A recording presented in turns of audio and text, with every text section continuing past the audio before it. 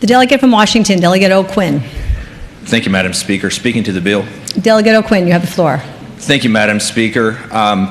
So yesterday I listened very carefully to the debate that was had on the floor because it was a little different from the debate that we had in the committee. I heard a lot of goals, a lot of aspirations, heard promises of jobs, and also heard some admonishment to just go ahead and get rid of certain jobs that we have in Southwest Virginia. But what I came away from that debate with, and what I sincerely feel, is that there's somewhat of just a general disregard for what's going on in our part of the state. We have been absolutely hammered since the Great Recession, and we've really never pulled out of that. We have schools that are in bad need of repair. We have hundreds, if not thousands, of miles of unpaved state roads, and we have areas with exactly zero broadband capabilities. And we've tried to bring sensible legislation to address all of those things.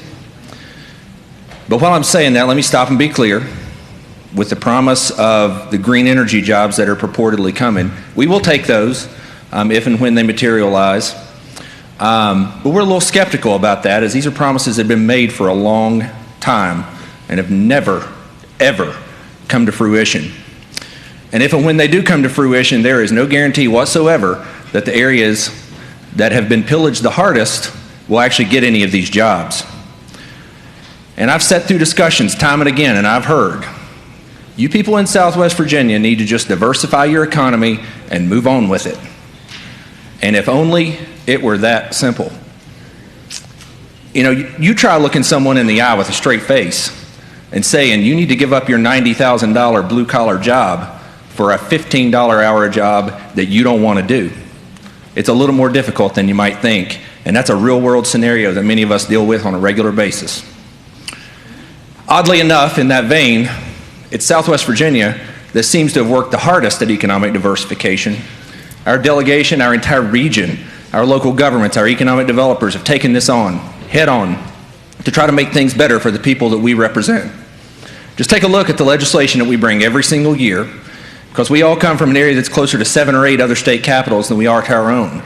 And you might figure out that people feel a little disconnected from what's going on in Richmond at times. But we come with that spirit of cooperation and problem solving because we want to find real solutions to these tough issues. And I would contend that squashing Southwest Virginia has ramifications that we haven't even taken into account yet. We are in the process of spending $350 million, and it may actually be more than that. I just got it off the Port of Virginia's website, to expand the port. And for what? Because the top export commodities in Virginia, in large part, come from Southwest Virginia. And they are 10 times that of the second largest export, and over half of the entire export volume. So the Port of Virginia also needs Southwest Virginia. And the port is one of those crown jewels that we talk about repeatedly that separates us from a lot of other states. And that's absolutely true. But in reality, yesterday, Delegate Kilgore hit the nail on the head. By barreling forward at 100 miles per hour, or maybe just 85 miles per hour now, but barreling forward, you put entire localities on the verge of bankruptcy. One locality in particular that will be affected by this. This is not hypothetical. They will be affected by this. Stands to lose $8 million from about a $50 million budget. So what's that mean? It means that our schools are going to suffer mightily. Schools that manage to be the very best in the entire state, even though we do not fund them in an equitable manner. So, before you throw an entire region under the bus, please stop and think about this. You know, I've had the good fortune of visiting every locality in Virginia at some point with various jobs, and I don't expect anybody to go that far. But I'll tell you what, it'd be nice if you take the time to come and look at the region, look at the people in the eye that you're getting ready to affect, listen to the stories, and see firsthand the drastic hardships that can be caused with ruinous ideas for which we have no recourse. I'm asking for your understanding and your cooperation.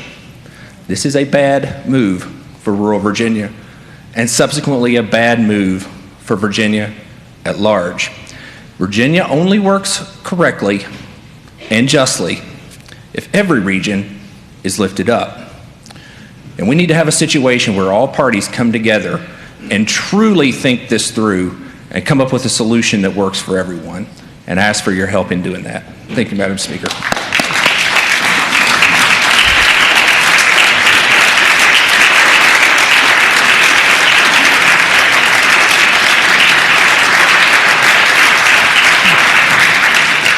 The delegate